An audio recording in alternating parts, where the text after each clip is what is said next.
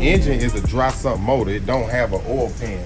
A traditional motor have an oil pan that holds the oil. Where when you get up to the horsepower rating that these motors have, you'll have G-force on your oil to where when you hit the gas and the car go boom like this, the oil pan inside of the oil inside of your oil pan will slush back, and then you'll have a gap to where it's not oil, it's no oil being pumped to your motor because it's slushed back. Ain't none of that with a dry sump. You know you can have G-forces twice as much. 2,000 horsepower. This is a dragster, so this one can sustain up to over 2,000 horsepower of that type of, without anything happening to oil scavenging and stuff like that. So that's the benefit of why they would have a dry sump on a motor like that. That's big boy motor stuff. When you get into the 7,000, 1,200 horsepower, you need stuff like that because of the force. You guys gonna get very super car. Super fast car. Exactly. Doing it, man. We don't stop.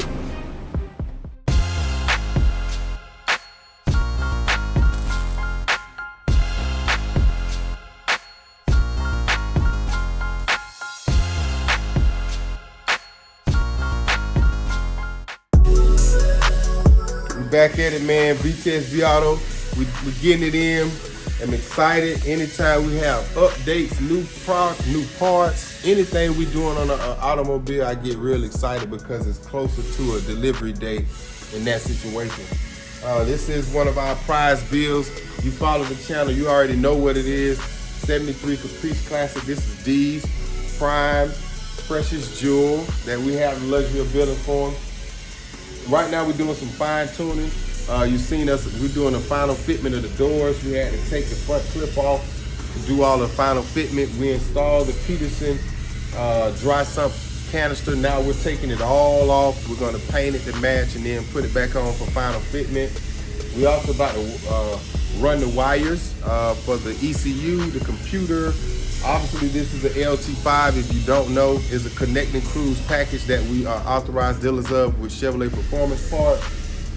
It comes with the computer, the transmission control, the ECU is your computer for your engine control, the TCU is your transmission control module.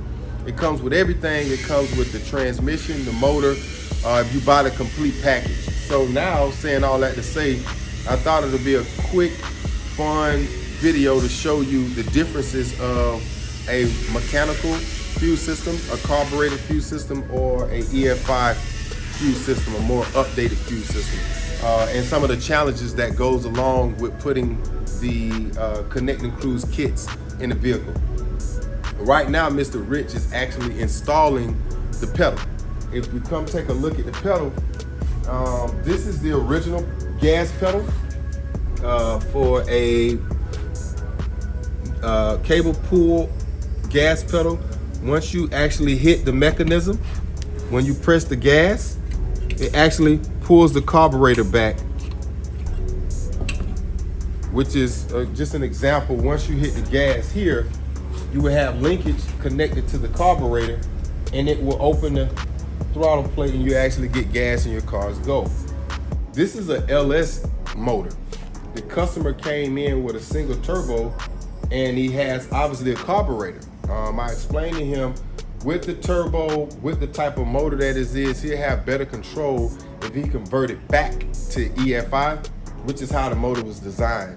So we're actually in the process of taking the carburetor off. We're gonna go back with I'm a dealer Holley, so we're gonna go with a Holley intake manifold and just plumb it the right way, everything EFI. So with computerized systems, you no longer have that mechanism anymore. Everything is electronic. So it's no longer a cable that pulls your throttle open for your car to accelerate. It's an electronic signal sent through the ECU, which is your engine computer, to tell the engine to either go forward, take the gas off, or whatever. This is the new pump. I mean the new pedal, sorry about that. It has a plug-in fitting to connect to the ECU, and this is where your data signal is transferred through the ECU. Also mounted, finding the configuration. As you can see, Mr. Rich had to custom make bungs to space it out the correct spacing to fit like it would from the factory. It's still a process going on right now, but I just stopped and thought it was cool to kind of show you guys. If you use any motor, Chevrolet, a Hellcat, which is a Dodge motor, some people are swapping those into pretty generation specific Dodge or Mopar cars. Like if you wouldn't want to put a Chevy motor in a Dodge Restoration. You would get a Dodge motor, whatever their premium motor is. Now obviously the Hellcat and their retro, those are all electronic signal driven throttle bodies as well as the pedal. So it's real neat, real sophisticated. You get a better control over your system, and it's not just a simple bolt in. So you're gonna have to, sometimes you gotta make provisions for the pedal to fit. You want it to be in the correct position based off of where your brake pedal is. So it's a lot of little ingenuity going to it, but it's all part of the job here at VTSV Auto. We can get it done effortlessly. So now we're going in, we're taking a lot of the knowledge that we're learning from this build, and we're gonna be able to apply it to the next build. We have another LT5 swap that's gonna be happening soon, so y'all stay tuned to that. I'm gonna keep that hush hush to let you know what car that's going in. But obviously, you know, we definitely can get it done. We're doing all of the work here in-house. Next, after we get the pedal set up to where we want it to be at, this is the wire harness module that comes with the connecting cruise package. We're gonna run the wire harness, we're gonna get it through the firewall, get everything plugged up, because next we're doing the fuel rail and the fuel system. We're gonna be able to get us a start. We already got the fuel system ordered today. I'm figuring out what tank I'm gonna use, whether it's gonna be aluminum tank, maybe order one from Rick's Tanks, I don't know. We'll figure all of that out. But this is the fun stage, because sooner or later you're gonna have a start video. You're gonna see us start this beautiful car up, and that's what I can't wait for. So stay tuned. Thanks for the support. Continue to like, subscribe, share, follow VTSV Auto. Boom. It's a dry sump canister. This is the gearbox, the AGR gearbox, the competition series. Also, the Mighty Mouse catch can. This is a direct injection motor, so it does have a lot of blow by that can get into the supercharger lid itself. This will eliminate that. You know, this is definitely a nice aftermarket piece. This is the air filter piece that sits on top of the dry sump. You know, just a little, you know, color coordination on it, just to cover up everything. The customer wants everything under the hood, you know, in a nice order, so it's gonna look good.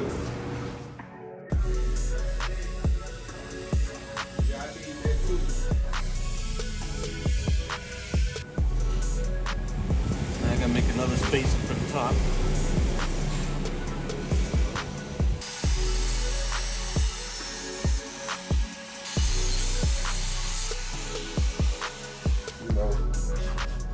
You put the rug, you put everything else on, that's full pedal is down there. I left enough swing for that. Yeah, so. The top bolt's loose, so it's moving out a little bit. And then worst case scenario, we also can use washers to space it out. Yeah, we can space it out, change it. Yeah, foundation. we got the basic where it's gonna sit. Yeah. And so, Mr. Rich is pretty much finishing up the gas pedal. If you guys can see that down there, that is the electronic pedal that we showed you.